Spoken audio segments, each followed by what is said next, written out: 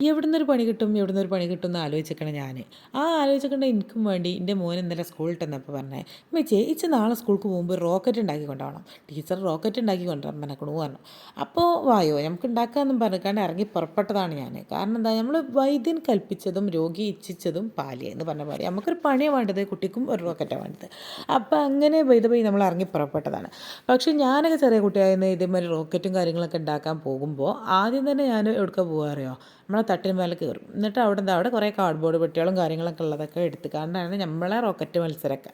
പക്ഷേ ഇപ്പം എൻ്റെ കയ്യിൽ ലൈബ്രറി ചാർട്ട് ഉള്ളത് കൊണ്ടും ഞാൻ അതിന്മേൽ പരീക്ഷണം നടത്താം എന്നുള്ളത് എഴുതി. കൂടുതൽ റിസ്ക് ക്വാളിഫിക്കേഷൻ ആക്കരുതല്ലോ.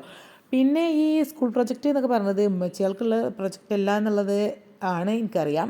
അത് കുട്ടികൾക്കുള്ള പ്രൊജക്റ്റ് ആയതുകൊണ്ട് തന്നെയാണ് ഈ വീഡിയോ ഇങ്ങനെ പകുതി മുക്കാലും അവിടെയും ഇവിടെയൊക്കെയുള്ള ഷോർട്സ് ആയത്. കാരണം കുട്ടികളും കൈ കടത്തുന്നുണ്ട്, അവരുടേതായിട്ടുള്ള ഭാവനകളും രൂപകൽപ്പനയൊക്കെ ഉണ്ട്. ഞാൻ അവരെ ബേസ് ചെയ്തിരുന്ന് ഹെൽപ്പ് ചെയ്തിരുന്നു എന്നുള്ളൂ.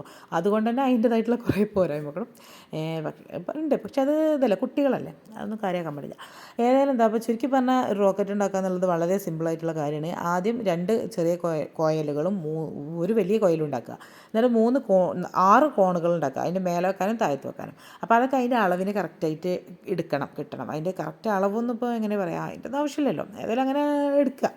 എന്നിട്ട് ഏതായാലും അങ്ങനെ എക്സ്ട്രാ വരുന്നതൊക്കെ വെട്ടി ഒഴിവാക്കി കണക്ക് ഇതാക്കുക. ഏതായാലും നിങ്ങൾ വീഡിയോ കണ്ടിട്ട് നിങ്ങൾക്ക് ഇഷ്ടപ്പെടുകയാണെങ്കിൽ ലൈക്ക് ചെയ്യ്. എൻ്റെ കുട്ടി ഉണ്ടാക്കിയല്ലേ. പിന്നെ ഞാനൊന്ന് സപ്പോർട്ട് ചെയ്തിട്ടുണ്ട്. ഹോട്ട് ഗ്ലൂ ഒക്കെ ആകുമ്പോഴേ കുട്ടികളെ തൊടാൻ പാടില്ല. അത് ഡബിൾ ടാപ്പ് സ്റ്റിക്കർ വെച്ചുകൊണ്ട് ഞാൻ പറ്റുമോ നോക്കി, പക്ഷേ അത് ഒട്ടിപ്പിടിക്കണില്ല. അതുകൊണ്ട് തന്നെയാണ് ഹോട്ട് ഗ്ലൂ ഉപയോഗിച്ചത്. ഹോട്ട് ഗ്ലൂവിൻ്റെ അടുത്തേക്കൊന്നും കുട്ടികളെ കൊണ്ടുവരാൻ പാടില്ല. അപ്പോൾ ഇത്ര കൊള്ളൂ, നന്നായിട്ട് ശ്രദ്ധിക്കണം.